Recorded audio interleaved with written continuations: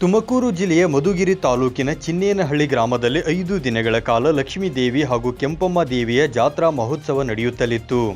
ಈ ಜಾತ್ರಾ ಮಹೋತ್ಸವಕ್ಕೆ ಗ್ರಾಮದಲ್ಲಿ ಹಬ್ಬದ ವಾತಾವರಣ ನಿರ್ಮಾಣಗೊಂಡಿತ್ತು.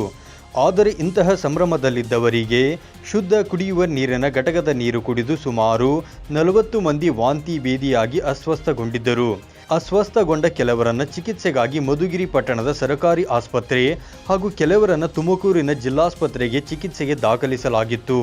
ಈ ಹಿನ್ನೆಲೆ ಕಲುಷಿತ ನೀರು ಸೇವನೆಯಿಂದ ಅಸ್ವಸ್ಥಗೊಂಡು ಜಿಲ್ಲಾಸ್ಪತ್ರೆಯಲ್ಲಿ ಚಿಕಿತ್ಸೆ ಪಡೆಯುತ್ತಿರುವವರ ಆರೋಗ್ಯವನ್ನು ವಿಚಾರಿಸಲು ತುಮಕೂರು ಜಿಲ್ಲಾ ಉಸ್ತುವಾರಿ ಮಂತ್ರಿಗಳು ಹಾಗೂ ಗೃಹ ಸಚಿವರಾದ ಡಾಕ್ಟರ್ ಜಿ. ಪರಮೇಶ್ವರ್ ಅವರು ಆಸ್ಪತ್ರೆಗೆ ಭೇಟಿ ನೀಡಿ ಎಲ್ಲರ ಯೋಗಕ್ಷೇಮ ವಿಚಾರಣೆ ಮಾಡಿದರು.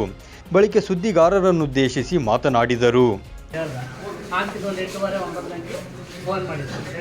ನಾನು ಓದಿ ಹಿಂದೆ ನಡೀತಾನೆ ಅವಾಗ ಆಟೋದ ಬಂದು ಬಸ್ ಸ್ಟ್ಯಾಂಡಿದ್ದಾನೆ ಅವ್ರು ಆಗಲಿಲ್ಲ ಕಾರ್ ಮಾಡ್ಕೊಂಡು ಬಂದಾಗ ಮುಸ್ರಾಟಿಗೆಲ್ಲ ಇನ್ನು ಗೌರ್ಮೆಂಟ್ ಹಾಸ್ಪಿಟ್ಲಿಗೆಲ್ಲ ತುಂಬಿಕೊಂಡ್ರೆ ಜೀರನ್ ಡಾಕ್ಟರ್ ನೋಡ್ತಿದ್ರು ಪ್ರೈವೇಟಿಗೆ ತೋರಿಸ್ತಾರೆ. ಅದಾದಮೇಲೆ ತಿರುಗಿ ಬೆಳಗ್ಗೆ ತಿರುಗಿ ಬಂದು ಇವರು ಊರಲ್ಲಿ ಅಡುಗೆ ಮಾಡಿ ಊಟ ಮಾಡಿದ್ರ?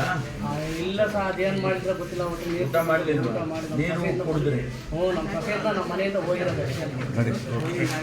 ಈ ಸಂದರ್ಭದಲ್ಲಿ ಜಿಲ್ಲಾಧಿಕಾರಿ ಶುಭ ಕಲ್ಯಾಣ್, ಜಿಲ್ಲಾ ಪಂಚಾಯತ್ ಸಿಇಒ ಪ್ರಭು ಮತ್ತಿತರರು ಹಾಜರಿದ್ದರು. Babu Khan, 9 live news, Tumakuru.